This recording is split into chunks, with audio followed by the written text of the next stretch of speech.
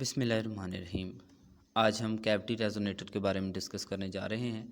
तो cavity resonator को हम ऑप्टिकल कैविटी रेजोनेटर के लिहाज से भी जानते हैं। मोस्टली इसको हम ऑप्टिकल कैविटी रेजोनेटर का नाम देते हैं। तो इसमें हम दो मिरर यूज़ करते हैं। एक मिरर पार्शली रिफ्लेक्टेड होता है और एक फुली रिफ्लेक्टेड मिरर होता है। इसके अलावा इसमें एनर्जी सोर्स भी यूज़ होगा और बाकी इसके अंदर जितना भी फिनोमेना ऑलरेडी हम लेज़र के लिहाज से पढ़ चुके हैं वो सारे के सारे फिनोमेना इसमें यूज़ होते हैं। वो कौन कौन से फिनोमेना हैं वो हम देख लेते हैं कि फॉर एग्ज़ाम्पल हमारे पास ये एक laser level 3 level laser system है जिसमें E1 स्टेट है, N1 है, फिर इसी तरह E2 स्टेट के ऊपर N2 नंबर ऑफ़ एटम्स मौजूद हैं। इसके अलावा E3 स्टेट है और इसके ऊपर जो एटम की तादाद है N3 है। अब देखें कि मैंने पहले ज़िक्र किया है कि यहाँ पर हम एनर्जी सोर्स अप्लाई करते हैं। वो फर्स्ट इसका स्टेप जो है वो पंपिंग होगा, यानी एनर्जी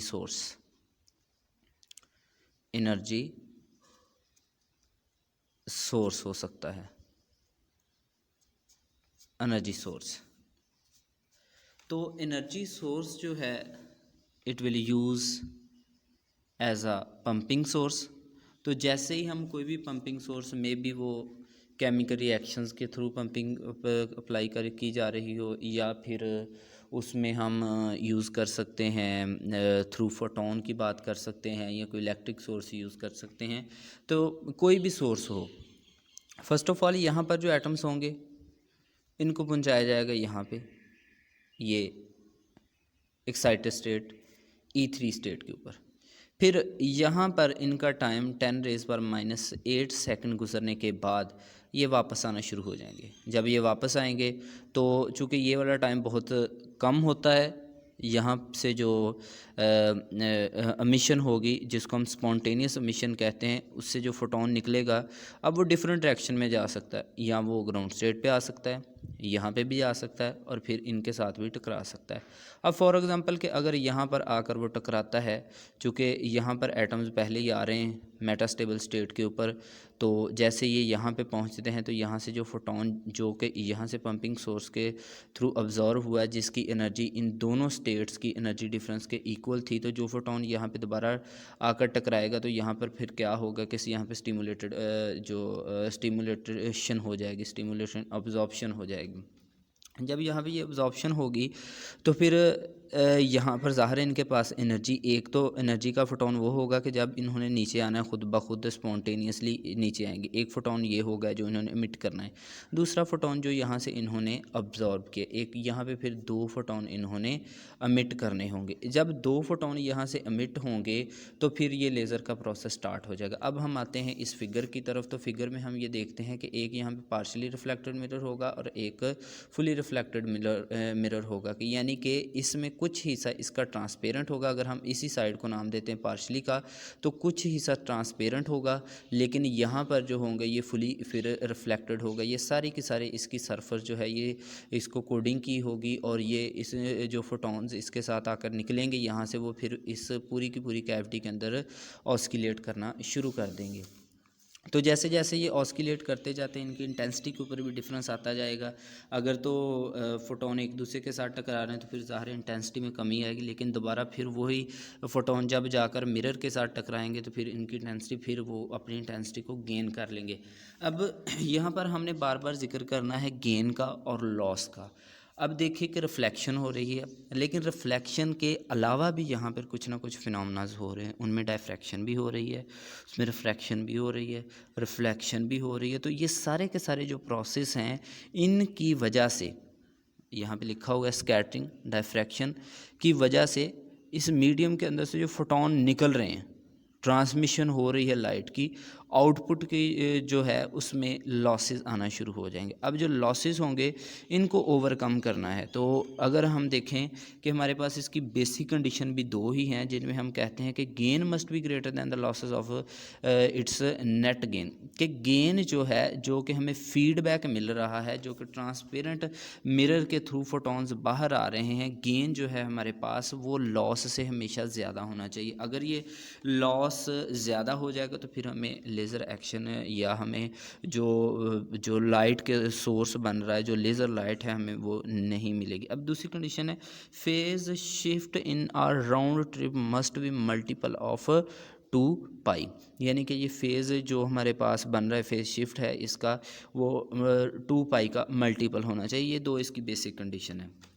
यहाँ पे हमने दो चीज़ों का जिक्र किया है कि एक हमारे पास गेन है जो कि हमें फीडबैक मिल रहा है, दूसरी बात ये है कि हमारे पास जो लॉसेस हो रहे हैं वो किसकी वजह से हो रहे हैं, स्कैटरिंग की वजह से हो रहे हैं या फिर डायफ्रैक्शन की वजह से लॉसेस हो रहे हैं। तो इन्हीं लॉसेस को ओवरकम करने के लिए हम फिर ये दो मिरर यूज़ करते हैं।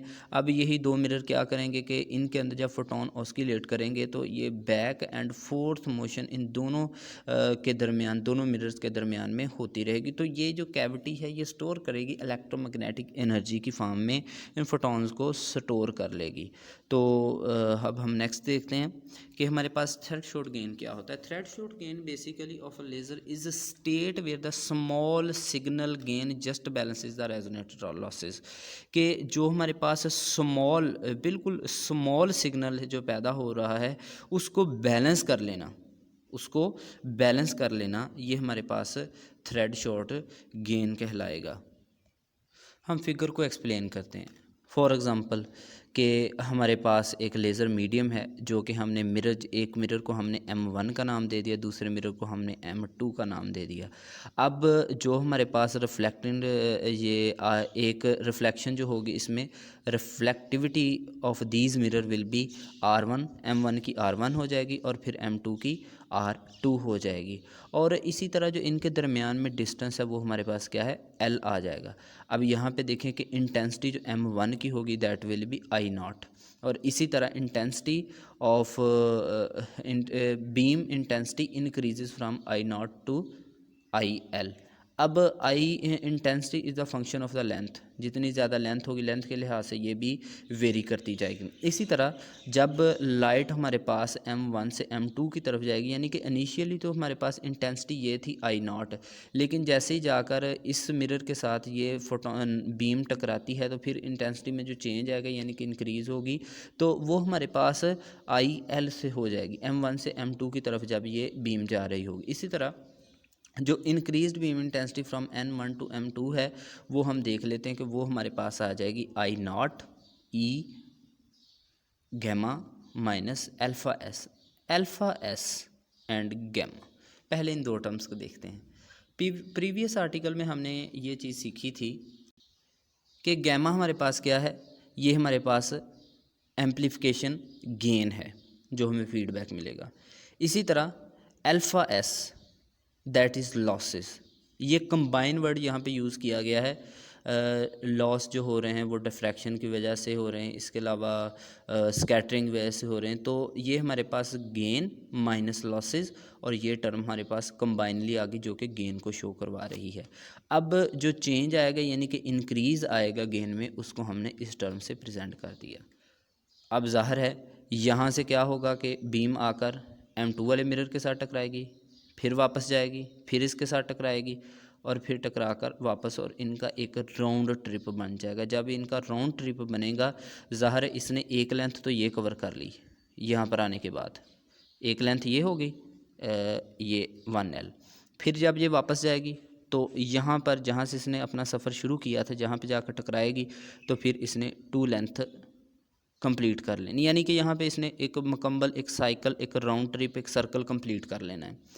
फिर ये वापस ऐसे ऑस्किलेट करती जाएगी। जब इसका एक सर्कल कंप्लीट होगा यानी कि इसने 2L लेंथ कंप्लीट कर लेनी है, एक अपना मुकम्मल राउंड ट्रिप कंप्लीट कर लेना है, तो फिर उस वक्त हमारे पास जो इंटेंसिटी होगी वो इस फॉर्म में होगी जिस तरह पहले एक्सप्लेन किया है कि R1 is the reflectivity of M1 mirror and R2 is the reflectivity of M2 mirror. M2 which is totally reflected and R1 is a partially reflected mirror. तो अब हम देखते हैं कि इसमें पावर की ग्रोथ कैसे होगी। तो पावर की ग्रोथ निकालने के लिए हम क्या करते हैं, ये हमारे पास एक फिगर होगी कि किस तरह पावर यहाँ पे जनरेट हो रही होती है। तो amplification during the round trip, एक मुकम्मल सर्कल के दौरान में जो हमारे पास एम्पलीफिकेशन होगी वो हम निकाल लेते हैं। हमने प्रीवियस आर्टिकल्स में ये जिक्र किया कि हमारे पास जो गेन होगा, एम्पलीफिकेशन गेन, उसको हम कैसे निकाल सकते हैं कि intensity of complete rotation over intensity at starting point, या इंटेंसिटी ऑफ M1 मिरर, ये M1 मिरर की इंटेंसिटी है। और इसी तरह ये वाली जो इंटेंसिटी है ये एक कंप्लीट राउंड ट्रिप की, दोनों की आपस में रेशो है, कंप्लीट राउंड ट्रिप की और intensity of first mirror where it started its travel. तो यहाँ से इसने अपना ट्रैवल स्टार्ट किया। अब देखें इसकी वैल्यू हम प्रीवियसली निकाल चुके हैं, यहाँ पे इसकी वैल्यू पुट कर दी, आई से आई नॉट कैंसिल हो जाएगा, तो गेन हमारे पास किसके इक्वल आ जाएगा, R1 R2, और ये फैक्टर उसी तरह आ जाएगा। अब अगर शुरू में देखें तो यहाँ पर हमने सिंगल एल यूज़ किया था, लेकिन एक राउंड ट्रिप के लिए यहाँ पे फिर हम 2 यूज़ करेंगे, राउंड ट्रिप के लिए यहाँ पे 2 यूज़ होगा। तो इसी टर्म को आगे बढ़ाते हुए हम ये कहते हैं कि R1 और R2 जो है ये लॉसेस को ज़ाहिर कर रहे हैं जो कि मिरर्स के ऊपर हो रहे हैं। इसी तरह हमारे पास जो टर्म अल्फ़ा एस है, जिस तरह हमने एक्सप्लेन पहले किया कि ये losses of due to scattering, diffraction and absorption की वजह से हो रहे हैं, उनको हमने मेंशन कर दिया। अब जो लॉसेस हैं इनको हमने बैलेंस कैसे करना है। लॉसेस हमेशा बैलेंस तब होंगे जब गेन हमारे पास यूनिटी के इक्वल होगा या फिर यूनिटी से ज़्यादा होगा, यानी कि 1 के इक्वल या 1 से ज़्यादा होगा। तो यहाँ पर हमने इसकी वैल्यू पुट करने के बाद आई को हम दूसरी तरफ ले गए, तो हमने ये कहा कि intensity for a complete round trip must be equal और greater than the intensity of the first mirror where it start, यानी कि इनिशियल जो हमारे पास इंटेंसिटी थी या तो उसके इक्वल होनी चाहिए कंप्लीट राउंड ट्रिप की या फिर इससे ज़्यादा होनी चाहिए। तो ये 2 कंडीशन है, तब भी हम इस लॉसेस को बैलेंस कर सकते हैं बाय द गेन।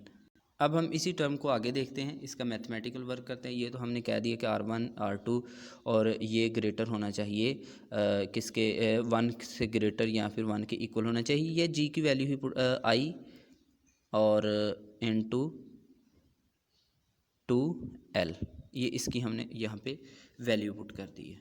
जब हमने ये वैल्यू पुट की तो हमारे पास ये R1 R2 यहाँ पे आ गया। अब यहाँ पर हमने क्या किया है कि लॉग अप्लाई कर दिया। लॉग अप्लाई करने के बाद ई की वैल्यू ख़त्म हो जाएगी। जब ई ख़त्म हुआ तो हमारे पास यहाँ पे हमने 2L को इधर ला के डिवाइड कर दिया। डिवाइड करने के बाद इनको अब हमने पावर में कन्वर्ट करना, यानी कि ये अल्फ़ा जो है अल्फ़ा एस, इसको दूसरी तरफ जाके प्लस कर दिया। प्लस करने के बाद यहाँ पर हमने इनको उठा के इस पूरे फैक्टर को रिफ्लेक्टिविटी के फैक्टर जो कि लॉसेस को प्रेजेंट कर रहे थे दोनों मिरर्स की, इनको उठा के ऊपर ले गए तो इनकी पावर -1 आ गई। अब यही -1 हम स्टार्ट पे ले आएंगे, क्योंकि लॉग का ये लॉ है कि पावर जो है ये स्टार्ट में आ जाती है, तो पावर हम लेके स्टार्ट में आ गए। अब ये कंडीशन जो है ये लेजिंग एक्शन के लिए है और ये हमें शो करवा रही है कि initial gain must be exceeded than the sum of losses in the cavity, के कैविटी के दौरान जितने भी लॉसेज हो रहे हैं एक कंप्लीट राउंड ट्रिप के दरमियान, मे बी वो मिरर की वजह से हो रहे हों या डिफ्रैक्शन की वजह से हो रहे हैं, जितने भी लॉसेज हैं या फिर हम कह लें कि वो अब्जॉर्प्शन की वजह से हो रहे हैं, वो मस्ट बी एक्सीडेड। जो हमारे पास कंडीशन है इनिशियल गेन जो है वो हमेशा किससे ज़्यादा होना चाहिए, सम ऑफ लॉसेस से ज़्यादा होने चाहिए। ये देखें ये हमारे पास लॉसेस कौन कौन से, डिफ्रैक्शन का लॉस है, इसके अलावा जो रिफ्लेक्शन की वजह से लॉसेस हो रहे हैं, इसके अलावा जो हमारे पास अब्जॉर्प्शन की वजह से लॉसेस हुए थे, और इसी तरह ये दोनों मिरर्स के साथ रिफ्लेक्शन की वजह से जो लॉसेस हो रहे हैं उन दोनों से जो इनिशियल गेन है हमेशा ज़्यादा होना चाहिए। और जो condition is use to determine the threshold value of the pumping for necessary for the lasing action, तो ये हमारे पास थ्रेशोल्ड वैल्यू फाइंड करने के लिए भी यूज़ होती है। इसी तरह जो एम्पलीफिकेशन गेन है गैमा जिसको हम कह रहे हैं, वो डिपेंड कर रहा है कि how hard is the lazing lazing medium is pumped, कि हमने जो पंपिंग सोर्स है वो कैसा यूज़ किया। अगर हम स्लोली जो पंपिंग पावर है वो स्लोली इंक्रीज़ कर रही है, then the value of gamma will also be increases.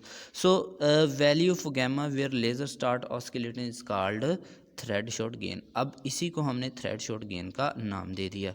तो जब हमने थ्रेड शॉट गेन का नाम दे दिया तो ये हमारे पास ये टर्म बन गई TH लिखने के बाद। अब हम बात करते हैं कि जो एम्पलीफिकेशन गेन है जिसको हम गैमा कह रहे हैं, eight which laser oscillation just start is called thread shot value of the amplification. जैसे ही हमारे पास लेज़र ऑस्किलेशन स्टार्ट होती है, जस्ट स्टार्ट ही होती है, तो फिर इस वक्त हम इस टर्म को thread shot value of the amplification का नाम दे देते हैं।